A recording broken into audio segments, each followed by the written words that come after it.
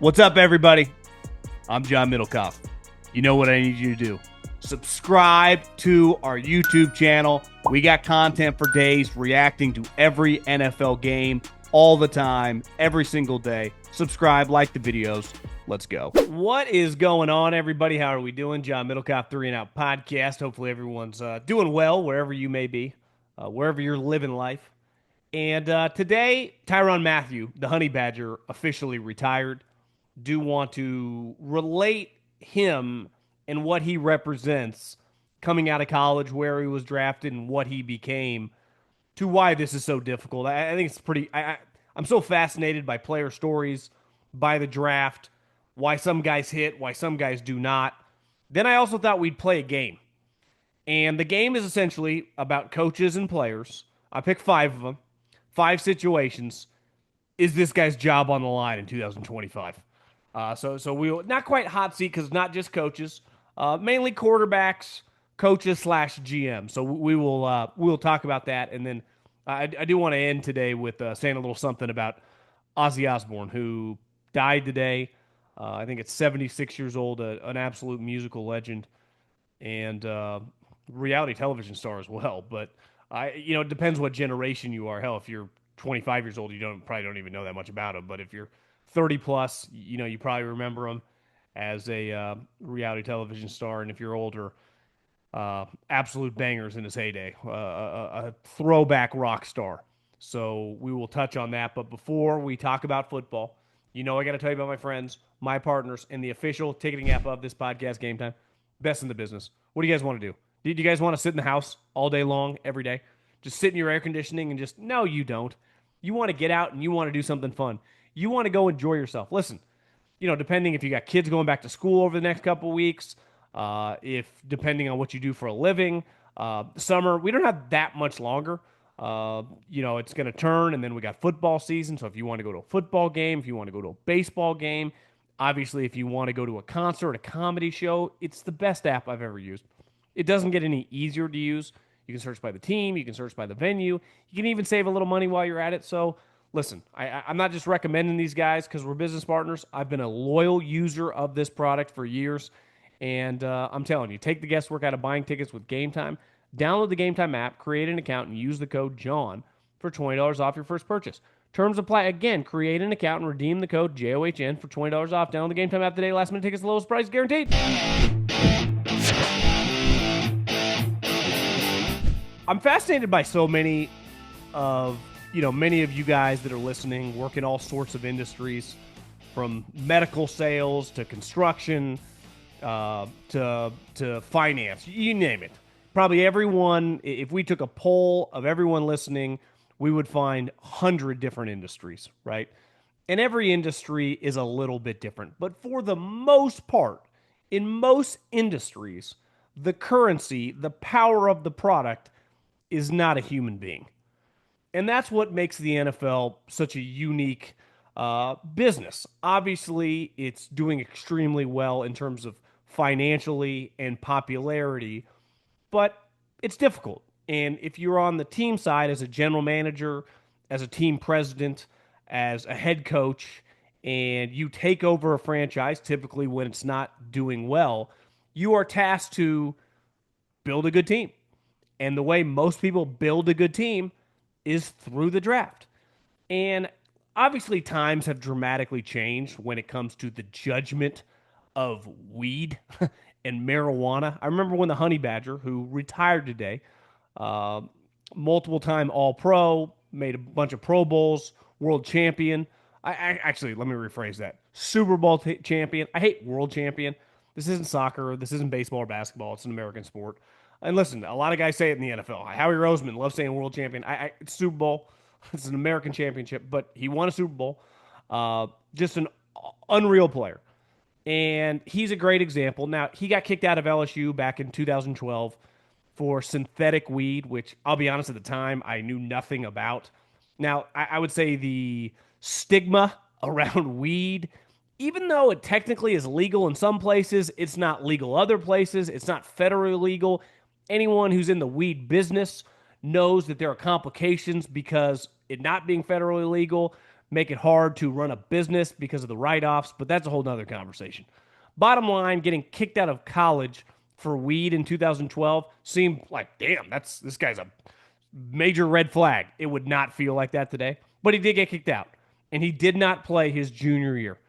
And he was one of the best players in the country at one of the best programs in the country, but because of that situation, did not get drafted the following year till pick 69.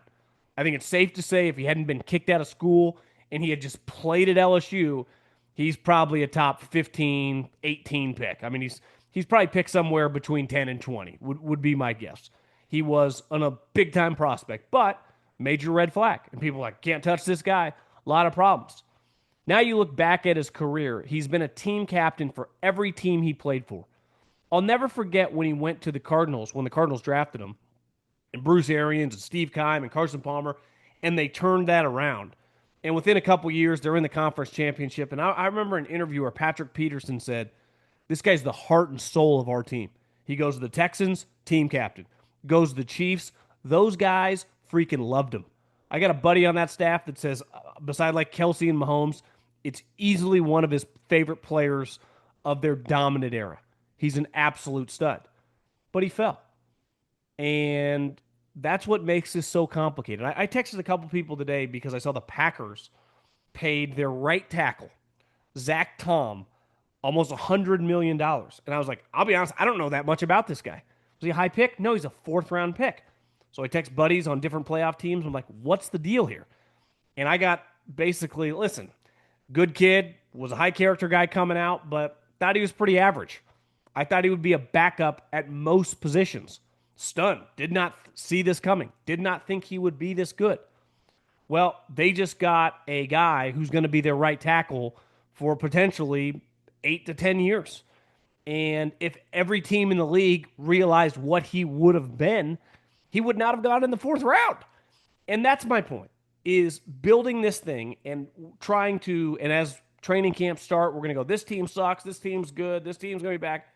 What makes this so difficult is all of a sudden, a couple years in, a Zach Tom for some other team will just be like a high-end starter at right tackle. A guy that was drafted in the second, third, or fourth round that should have been a top 15, 10 pick will just not be in trouble anymore.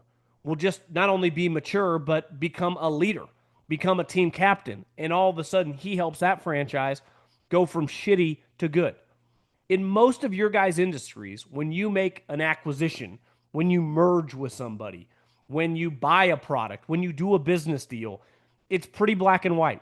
You can throw up the Excel spreadsheet. You can get the numbers. This makes sense. It does not make sense. For most things, you can break it down simply to widgets. The problem in the NFL, you're dealing with humans. And not only humans, you're dealing with young men. And I think anyone, our listeners are heavily skew men, basically 100%, is we mature late. And not every guy is Peyton Manning or Tom Brady and super dialed at 21, 22 years old. Some of us are fucking idiots. Some of us need to grow. Hell, some of us just like need to mature.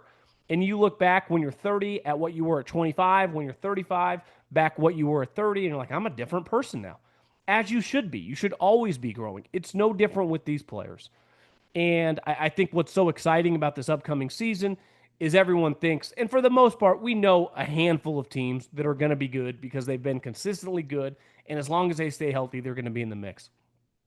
But there are going to be countless other teams that hit on 3 or 4 guys that no one's counting on. Why? Because it literally happens all the time. All of a sudden, your third and fourth round pick from this year and last year are high-end Pro Bowl players.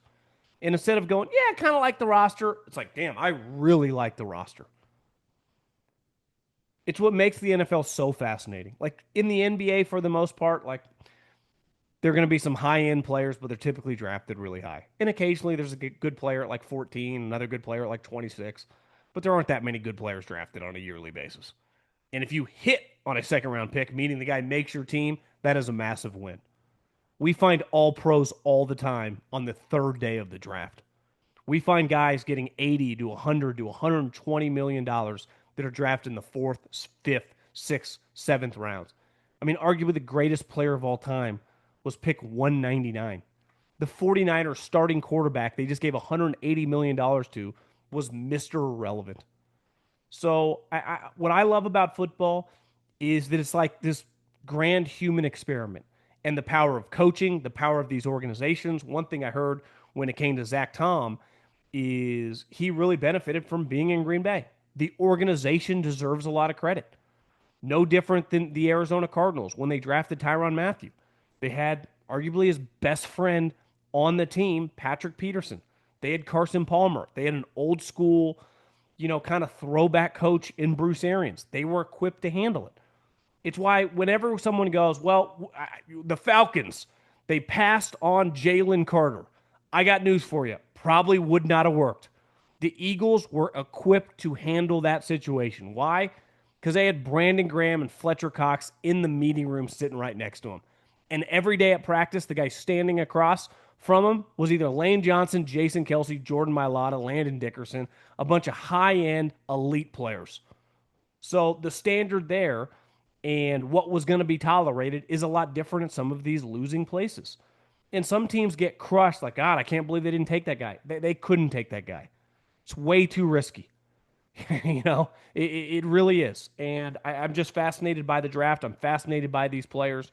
I love watching guys who have issues early on figure it out and not only become high-end guys, but become the heartbeat of teams, become the team captain, the team leader, the guy that everyone kind of follows.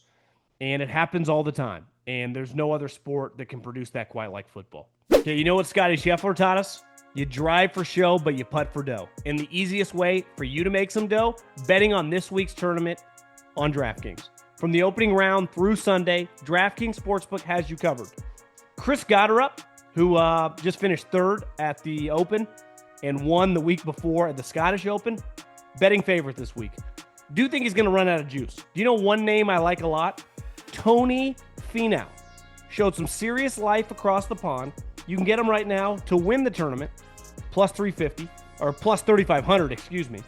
But plus 650 to top 5, plus 330 to top 10. Tony Finau has won this tournament before.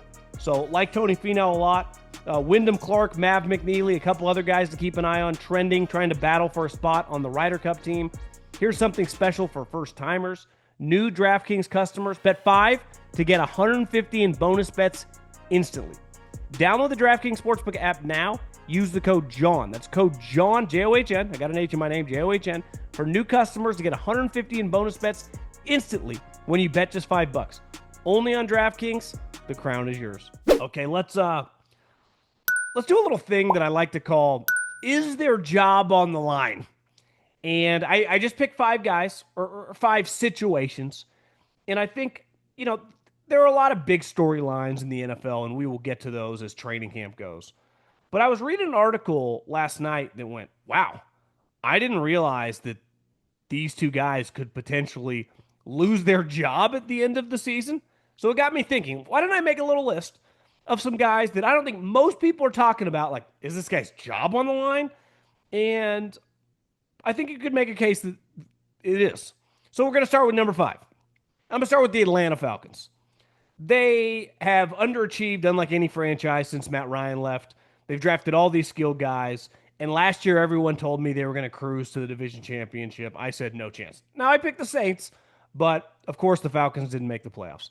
This offseason, they trade up in the mid-20s and use a first-round pick next year. Why do you do something like that? Because you realize there is pressure from the owner. The owner's in his mid-80s. He literally just put himself in his own team's Hall of Fame, Arthur Blank. I think it's safe to say that he feels the clock ticking. And I have a hard time seeing Raheem Morris, who everyone anointed, hell, he anointed himself. He said the reason we have such a big coaching staff, because we're going to win and these guys are going to get hired. So we want to have their replacement on the staff. Raheem, you seem like a nice guy. No one's hiring guys from your staff at 8 and 9. I'll promise you that. And I don't know how anyone with a brain could pick the Falcons this year to make the playoffs. Doesn't mean they can't, right? I'm a Michael Penix fan, but I think there is tangible pressure on this organization to not only go above 500, but to win that division and be in the playoffs. because I think if you don't win that division, you're not in the playoffs. Like I think that is a one playoff bid division, and as we're sitting here right now, I'm giving it to the Bucks. But I think that these guys, that whole thing could get blown up, which could be ugly. They just used a high pick on Michael Penix. They've obviously drafted guys like Bijan and Drake London, a bunch of guys really high. And now this last draft, got really, really aggressive. I think if they were to underachieve like last year, and what Michael Penix doesn't work, whatever happens, I mean, their defense hasn't been good for a while. I think you could see that building detonated and Arthur Blank starting all over a couple years after firing Arthur Smith. Number 4, this one's interesting because like this guy's clearly talented and an NFL quarterback. And when you watch him and he's on, he's as dynamic as anybody. And he can have drives, he can have halves where you're like, he is killing these guys. I remember 2 years ago when he came back from injury, Kyler had a couple drives against the Eagles. It was like as that team was falling apart, you're like, this guy looks remarkable. And he had moments last year where you're just like, what is going on? Now, it's not all his fault. I think, Marvin Harrison, listen, if you could do a redraft, as we sit here today, I don't think anyone's taking Marvin Harrison over Malik Neighbors. And I think most people in the NFL, especially people that weren't tasked with the decision to make, a lot of people had Malik Neighbors over him. That being said, like Marvin Harrison was still a big-time prospect. They need a lot out of him. They have a stud tight end. They spent a bunch of money on defense. They drafted a couple really good defensive players high. I think there's some tangible pressure on this team to take a step. They have, a relatively new GM, a relatively new coach who I like. I think they've done a good job. I look at their roster, I go, pretty good. I watch Jonathan Gannon, I go, pretty solid. His team has played their balls off the last 2 years. And now they have some talent. But this is the NFL. Can you make the playoffs? In Kyler's year starting, obviously they've only made the playoffs one time. And that was the year they started 10-1 and they fell apart at the end, and then they got worked in that playoff game against the Rams.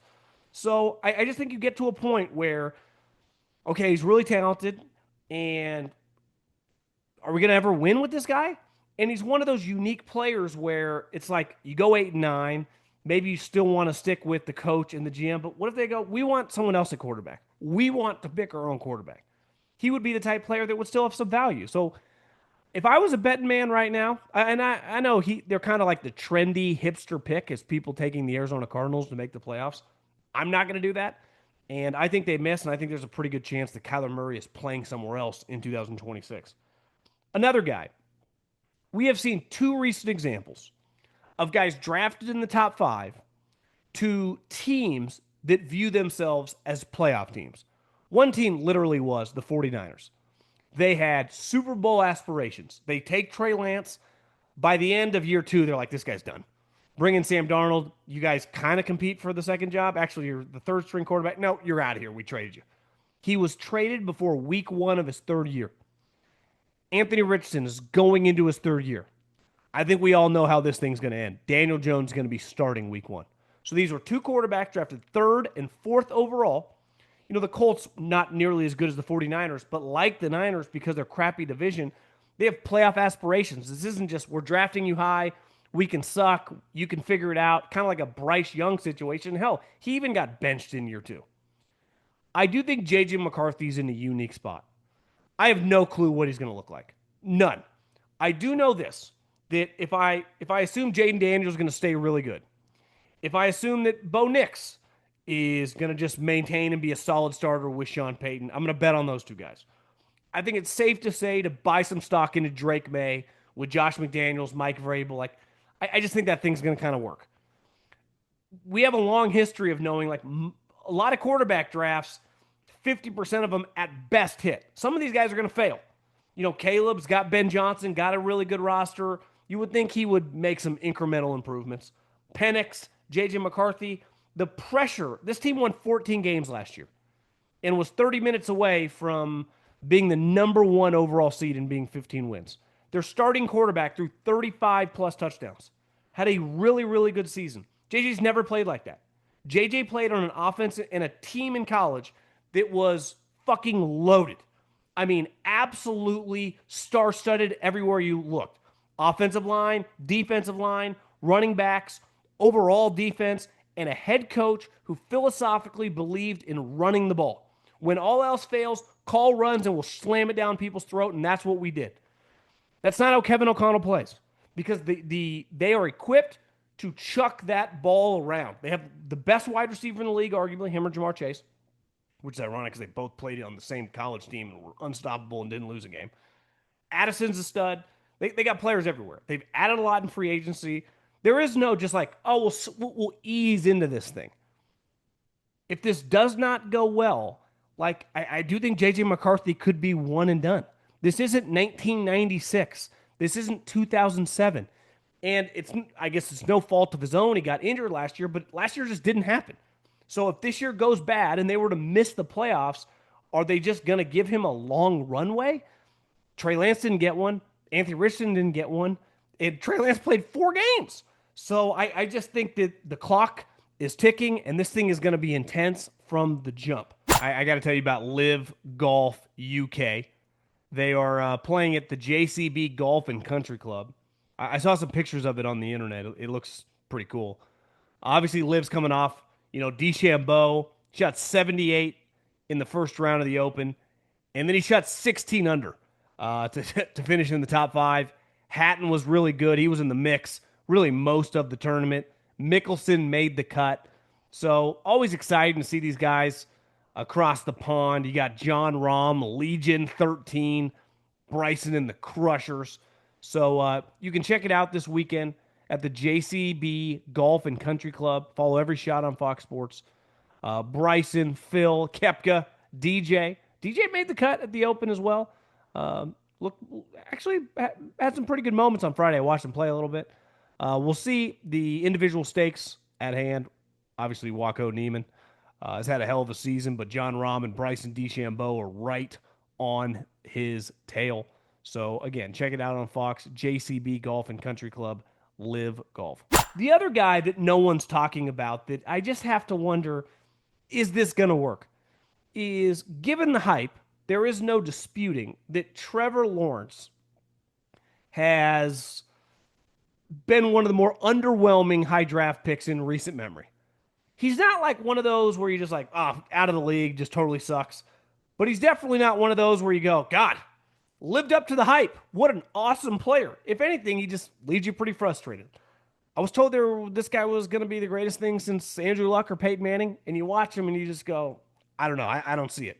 Now, I think it's easy to go. He plays for the Jags. Franchise has been in shambles, and the organization has just struggled to figure it out. The owner, from a GM to their coaching situation, it's just been a mess. I look at Liam Cohen, and I go, well, how did Liam Cohen become a high-level coaching prospect? Because of 2 guys, really 3. Obviously, Sean McVay put him on the map. But when it comes to players and it comes to quarterbacks, it was Matt Stafford and Baker Mayfield. And when I think of those 2 guys, I think ultimate football guys. Like absolute badasses, lay it all on the field. Their teammates love them. Just throwbacks. I mean, you could picture Baker or Stafford playing in the 60s, playing in the 70s. Obviously, both, especially Stafford, made a ton of money, but it feels like they would have played for free, right? That's the passion, the toughness they show. They're just awesome players to watch. It's easy to watch them on television if you're at a game and go, this guy's just a badass. That has not really been Trevor Lawrence's thing. I mean, hell, when Trevor Lawrence was coming out, his dad was like, yeah, football's not everything. He's got other loves. It's like, yeah, I think Baker and Stafford like really love their family, but like football means a lot to them, And I just wonder, like Liam Cohen looks at football through the eyes of those 2 competitors. And I understand he's been paid a lot of money, but we have seen recent examples. Russell Wilson is a good one that like those days, if the head coach doesn't like you and doesn't want you, like if this thing does not go well, and they obviously traded a future first-round pick to get Travis Hunter, so all of a sudden, if this gets weird, which I think is very possible, given that Trevor Lawrence has proven nothing in the NFL, that maybe a little bit this offseason, it's like, yeah, we'd probably entertain giving him up because we're going to need some picks. We're going to need some reinforcements and just go, yeah, this is not our guy. This isn't our type player. And like any young coach, it's like, I'm not saying that he shouldn't be willing and fired up to coach the guy. But I think we've seen this song and dance before. So if I was a betting man, and you tell me that this Jags season does not go as planned, which I would, based on the last decade plus of history, probably not going to go well. I would say everything would be on the table for Trevor Lawrence next offseason. And this is one I did not see coming. I was reading I actually watched this show called Missing Amy, or Amy's Missing, or it's this crazy ass documentary on Netflix. But between episodes, I like clicked on my phone, and the website came up, and it was about this new president because Murphy just retired from the Packers, and his name is Ed Policy. He is the son of Carmen Policy, who forever was like Eddie DeBartolo's consigliere, who became like the CEO of the 49ers during the Bill Walsh, George Seifert, Joe Montana, Steve Young days. It's like, damn, this is Carmen Policy's son is now running the Packers, and he's in charge. And what makes the Packers unique is there's no Jerry Jones, there's no Bob Kraft, there's no Jeffrey Lurie. Ed Policy is essentially the boss. And Gutekunst and LaFleur, who I think are good, and I expect them to be good this season. I'm going to pick the Packers to win the division. That being said, they have 2 years left on both their contracts. And they're coming off kind of just a weird season. They went 1-5 in the division. You know, Jordan Love was just a little hit or miss. I think part of that was injury, but still, this is a result-based business, right? You can give me excuses till the cows come home. At the end of the day, no one really gives a fuck. And reading this article on The Athletic, Ed Policy is behind these guys. He's rooting for them, but he's openly said, like, listen, like, we got to get it done. Now, I don't think they got to win the Super Bowl, but I do think, I don't know if these two guys, because most people do not go into a lame duck season. Most people, GM or coach, do not do what Mike McCarthy just did or Joe Douglas just did. It's pretty rare, especially when you have someone above you that did not hire you. Now, I'm only bringing this would not cross my mind. I didn't think about these guys being on the hot seat. I don't even necessarily think they're on the quote unquote hot seat. But after reading this article, I went, yeah, there is some pressure here. Like, if you don't win, you're telling me this guy who's a lifetime football guy, who's been around football since the day he was born, whose dad worked with Bill freaking Walsh, who helped build with Eddie DeBartolo one of the great dynasties in the history of professional sports. These guys better win. These guys better have a good season. There is more tangible pressure on this group, including Jordan Love, than I realized. I went, damn. Maybe people are talking about this in Packerland, but I went, could they just have like a off season and go 8-9 and just keep their jobs? I don't think so. So I think there is some pressure in Green Bay to win, to win the division, to host a playoff game, and just show some positive momentum with Jordan Love for Ed Policy to go, okay, here's an extension, Matt LaFleur and Brian Gutekunst. You are my guys for the future. But so from Gutekunst to LaFleur to Trevor Lawrence to JJ McCarthy to Kyler Murray to the guys in Atlanta, I think all these teams wouldn't shock me. I mean, I expect the Packers to make the playoffs, but hell, I mean, I expect the 49ers to compete for the Super Bowl last year. They went 6-11. Like, the NFL is weird. Weird shit happens. Things can go sideways really, really quick. And obviously some of these quarterback situations, given the pressure of modern day football and the microscope that's on it, you better buckle up because this thing can get weird fast. I want to end on this. I love music, and my go-to musical genres have always been rock and country. And I grew up listening to like gangster rap, don't as much, but I still throw it on when I'm working out. But I don't listen to that much new stuff.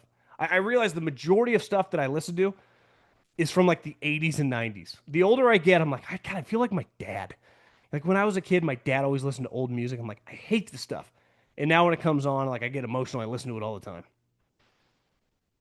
But the thing I respect most about a musician, especially someone, and I think you could say this in rap too, guys who are really versatile, who can do a lot.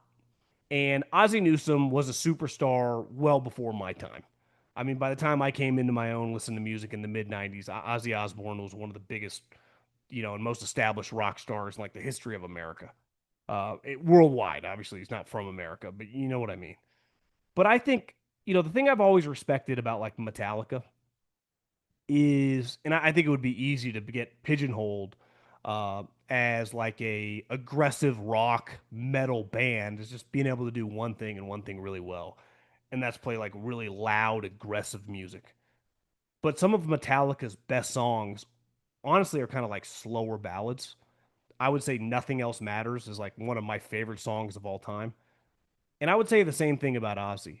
And I think a lot of people, especially if you're around my age, the thing you remember most about Ozzy is the reality television show when he was, it feels like he's kind of been in La La Land for a long time, and obviously he's been sick now for a while, and I think he just raised like a couple $100 million playing like 2 weeks ago. I mean, he just played like his final concert of all time, I think over in London, but Ozzy was really talented, and I think the one thing you can get away with now in any genre, this speaks for country, this speaks for rock, this speaks for rap, is with technology, I think you can kind of fudge it a little bit. And the way I always judge a musician is like, especially with a country or rock, like I kind of go to your acoustic version. Like, what do you sound like?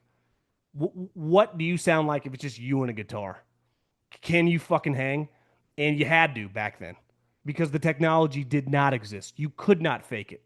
Right. And now, and listen, I sound like the old man, get off my lawn, but I do think based on technology and based on the ability to manipulate sound, you can fake stuff a little bit. And when you go to listen to Ozzy, just type in some of his stuff in like the 80s, even the late 70s. It's hard because the sound quality is not as great given the way it was filmed. But it was like, God, this guy's fucking talented. This guy can really, really sing. And I think the other thing that's kind of dying, and part of this is with cameras and technology, it'd be hard to get away from it. There is something to be like anyone my age or older that grew up on the quote unquote rock star that would just do crazy ass stuff. There was something, I don't know, mysterious, um, just cool about it, even though it's like, yeah, he just burned down the entire hotel.